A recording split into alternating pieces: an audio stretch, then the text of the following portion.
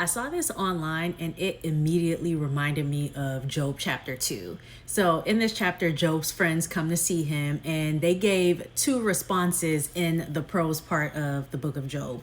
One was a little questionable but understandable, and then the second response was chef's kiss, beautiful, and I think it's a model that we should all adopt. So, let's take a look at both of them.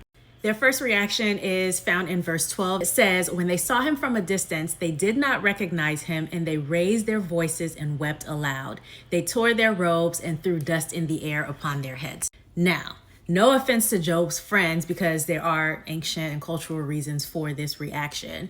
But if we bring it into 2020 something, I don't know that I would recommend this reaction to someone's pain. Of course, you're dealing with your own grief and your own pain, seeing them the way that they are. But as someone who lost a loved one and had people calling me wailing, it's a little confusing. Like, okay, I'm sorry, whose grief is a priority here? Do I now comfort you? What am I supposed to do? How am I supposed to receive this? But the second one, which is in verse 13, says, "They sat with him on the ground 7 days and 7 nights, and no one spoke a word to him, for they saw that his suffering was very great."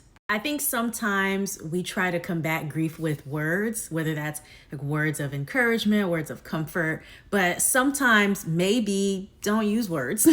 Maybe just be there. I remember when I was shadowing chaplains in seminary, and they would talk about the power of presence. So we would go in a patient's room, and sometimes they just would not want all that talking, and our job was to just be there, to just be present.